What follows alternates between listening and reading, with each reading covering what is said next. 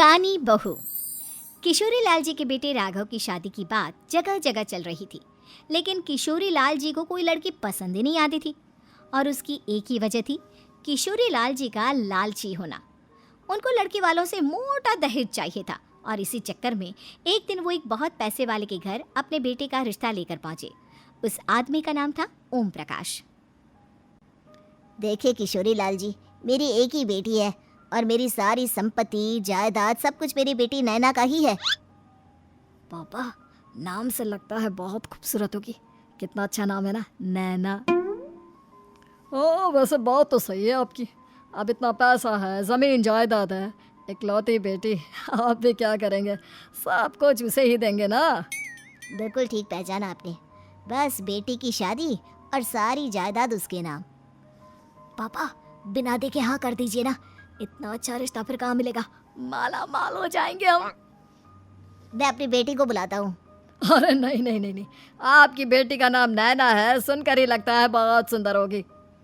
रहने दीजिए अंकल, मैं तो आपकी बेटी के नाम से ही इतना खुश हो गया हूँ कि उसे बिना देखे शादी करने को तैयार हूँ। अब तो मैं उसका चेहरा सीधे शादी के बाद ही देखूंगा। और इस तरह राघव नैना का चेहरा नहीं देखता और उससे शादी कर लेता है। शादी के बाद अपनी सुहाग रात पर जब राघव नैना का घूंघट उठाकर देखता है तो नैना की आंखें बंद थी। कितने खूबसूरत हो तुम नैना, ज़रा अपनी आंखें खोलकर मेरी तरफ देखो तो सही।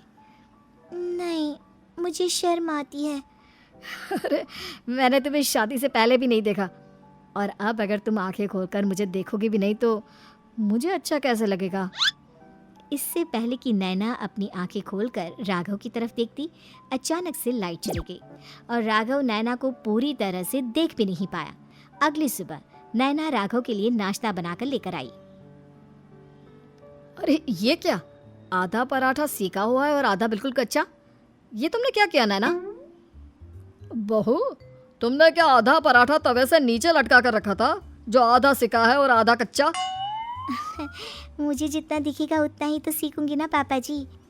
जहाँ जहाँ मुझे नजर आ रहा था वहाँ मैंने सीख लिया, जहाँ जहाँ नहीं दिखा वहाँ कच्चा रह गया होगा। इसका क्या मतलब है? ये कैसा मजाक कर रही है तुम?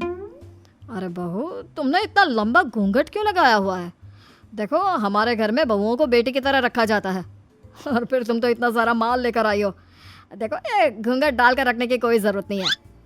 हाँ नैना, पापा जी ठीक कह रहे हैं, तुम तो आराम से रहो, अपना ही घर समझो। नैना अचानक से अपना घूंघट उठा लेती है। अरे ये क्या पापा, नैना की तो एक आंख फूटी हुई है।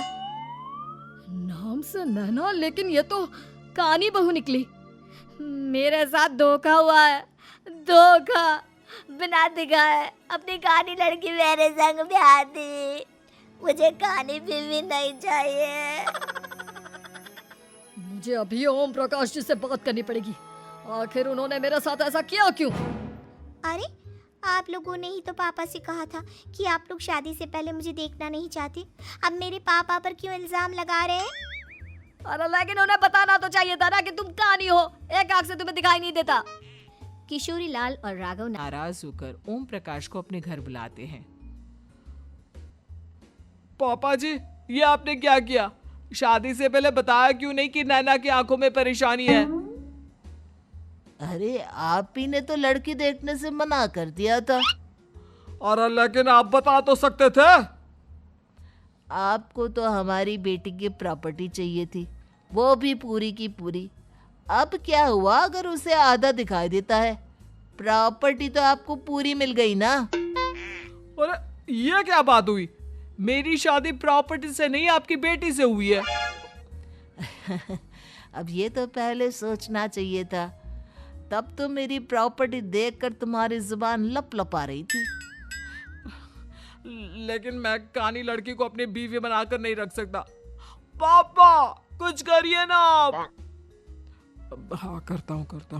देखिए ओम प्रकाश जी, आप हमारे साथ ऐसा नहीं कर सकते।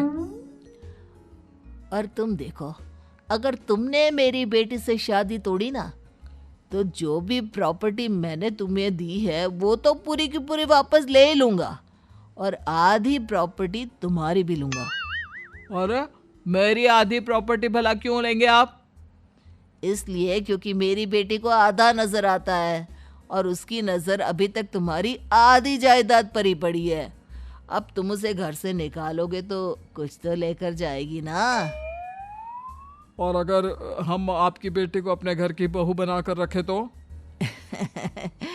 तो तुम्हारी पूरी प्रॉपर्टी तुम्हारी ही रहेगी और जो मैंने तुम्हें दिया है ना उसमें से बस मैं आधा लेकर जाऊंगा। अरे लेकिन अब आप अपनी दी हुई प्रॉपर्टी में से आधी वापस क्यों लेकर जाएंगे? अगर मैं आपकी बेटी को अपनी पत्नी बनाकर रखने को तैयार हूं तो? इसलिए ताकि भविष्य में अगर तुम मेरी बेटी को धोखा दो तो उसके पास कुछ तो रहे जो पति का हो। वैसे मेरे पास तो बहुत कुछ है, लेकिन अपने पति की कोई निशानी तो उसके पास होनी चाहिए ना। अब अगर तुमने मेरी बेटी को कानी कहा तो तुम्हें प्रॉपर्टी भी कानी ही मिलेगी, पूरी नहीं। जमाए राजा।